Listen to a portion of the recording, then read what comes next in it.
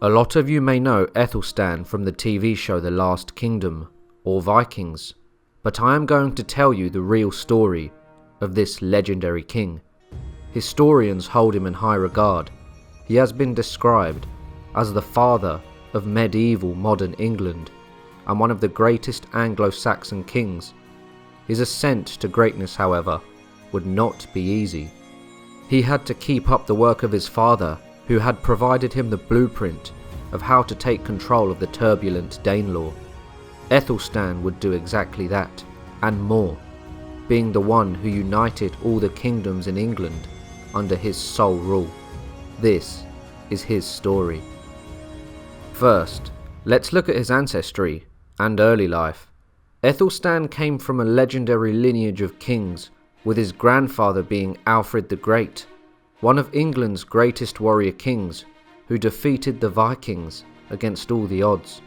His father was Edward the Elder, who began the expansion of Wessex, absorbing Mercia and the southern Danelaw into his own domain, leaving his son Æthelstan to finish what he started.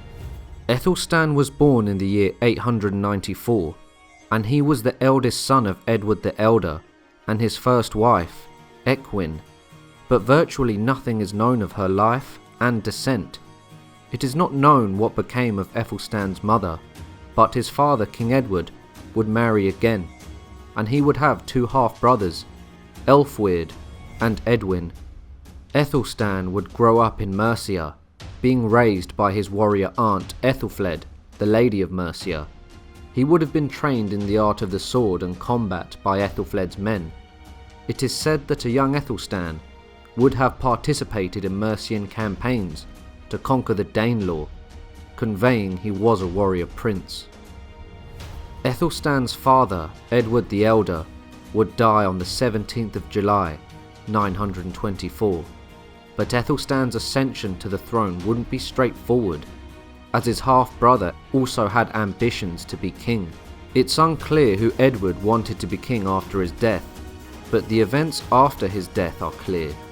Æthelstan was acknowledged as the king in Mercia, probably due to him growing up there and having fought alongside the men.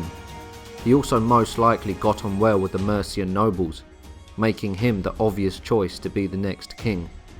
Meanwhile in Wessex, they chose his half-brother Elfweard as king, once again dividing the kingdoms.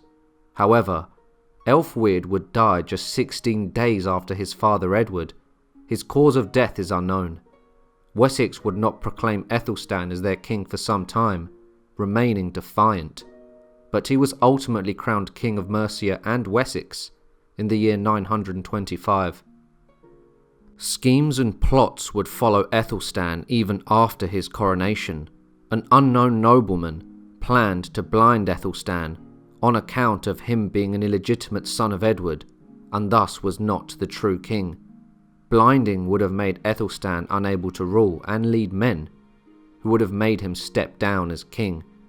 It is unknown if this plot was arranged by his other half-brother Edwin, but one thing was apparent: Wessex still didn't stand with their king. So this plot could very well have been Edwin, who was raised in Wessex amongst his people. Edwin's fate, however, would have to wait. Æthelstan now looked to the north and to the work of his father Edward and his aunt Æthelfled, who had conquered the Danish territories in eastern Mercia and East Anglia. Æthelstan now knew that the conquest of the entire Danelaw was possible, and he just needed to wait for the right time to strike. Sitric was the Viking king in Dublin and Northumbria, and was ruling York at the time of Æthelstan's ascent to power. In 927 he would die. Æthelstan would seize this golden opportunity to strike, as when a king dies, chaos emerges, and chaos brings opportunity. Sitric's cousin Guthrif was quickly proclaimed the king of Northumbria. However, Æthelstan would march north and capture York, whilst Guthrif sailed with a fleet from Dublin. The events that followed are uncertain, but Æthelstan did prevail, either by military might or negotiation, and he then captured York. The Vikings in York would submit to him, and proclaim him as king.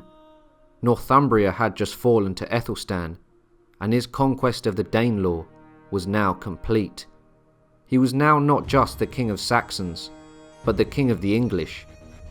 A meeting would soon be held with all the earls and kings in the north, and something truly legendary was about to take place. King Owain of Strathclyde, King Constantine of Alba, Ealdred of Bamborough, and King Hywel of Wales all submitted to Æthelstan in 927 and accepted his supremacy. This led to 7 years of peace in the north. Edwin, Æthelstan's half-brother, who was allegedly behind certain plots, would drown in a shipwreck in the North Sea in the year 933. It is unknown if he was fleeing the wrath of his half-brother after his alleged treachery was discovered, or for other reasons. Nevertheless, he was dead, and Æthelstan would now be the obvious choice as king. By 934, Æthelstan looked north once again.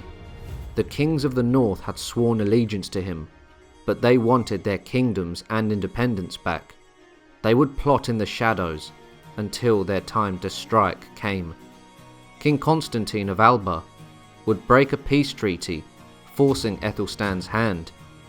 Æthelstan had united all of mainland England and had a monstrous army with men of all faiths and cultures. Saxon men stood with him, as did the Vikings, and so did the Welsh. On Æthelstan's march north, 4 Welsh kings accompanied him, as did 13 earls, conveying his power and supremacy above all other kings. Æthelstan and his men would make their way to Scotland by land and sea, engulfing the Scottish soil. His army reached as far north as Donator Castle, which is the furthest north any English army had ventured since the year 685. There are not many sources from medieval chroniclers on what happened during this campaign or its outcome, but it is said the forces of Æthelstan ravaged the lands up to Donator, making it known that no king could protect their lands from him. He was showing all the northern and Scottish kings that they were no match for him, and they could stand and die, or submit and live. The flames of war were ever apparent, and Æthelstan had made the north and Scotland bleed. Uniting them into his own kingdom would prove extremely difficult, as their leaders were bent on independence. In the year 934, Olaf Guthfrinsson succeeded his father Guthfrith as the Norse king of Dublin. Olaf would then marry King Constantine's daughter, cementing an alliance between the King of Dublin and King of Alba. Guthfrith's forebears had sailed from Scandinavia and had become the kings of Northumbria and Dublin, but Æthelstan had taken Northumbria, and Olaf wanted it back. It seems Æthelstan's peace was dissolving. In the year 937, King Olaf and King Constantine would also join forces with King Owain of Strathclyde in an alliance against Æthelstan. Virtually all the kings who had sworn loyalty to him in 927 had now turned against him. Alone, they couldn't even challenge him, but together, they thought they could crush him and take their lands and independence back.